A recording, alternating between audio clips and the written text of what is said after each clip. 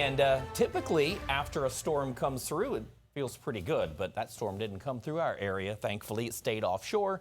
And Tropical Storm Bertha did strengthen over the course of about 12 hours from 11 o'clock last night with 40-mile-per-hour winds to 11 o'clock today, 60-mile-per-hour winds. Central pressure 995, moving to the northwest at about 6 miles an hour. So it did double its speed, which was going 3 yesterday. And at times, you see these two what look like loops. This is stationary.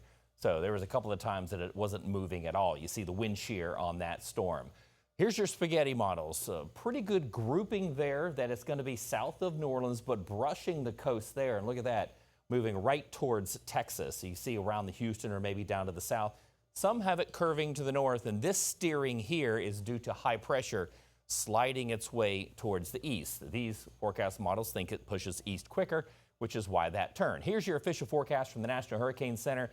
And again, you see now 60-mile-per-hour winds, but as we go through the overnight, the forecast thinking it's going to weaken just a little bit. And again, it's not much with land interaction just yet, but you can see there is a little moving its way towards New Orleans, pushing its way across, and then moving its way towards Houston possibly. But again, you see still weakening the entire time.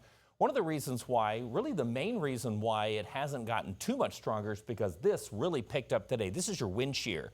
Yesterday it was relatively low. That allowed it to strengthen from 40 to 60. But look at this wind shear. Look how strong that is as it continues to move its way to the west. This is why forecast models really thinking it's going to weaken a little bit more. It's going to be battling that wind shear. But regardless, here's your storm surge up to 3 feet. As you see, Port St. Joe through Pensacola, Mobile Bay, up to 6 feet there for Mississippi and all the way up towards New Orleans there. And again, that's why they're preparing with their sandbags for that storm surge. So even though it's just a tropical storm, it's that direction. So basically you add on the wind speed plus forward motion. That's why you get some higher storm surge here, up to about 6 feet possible.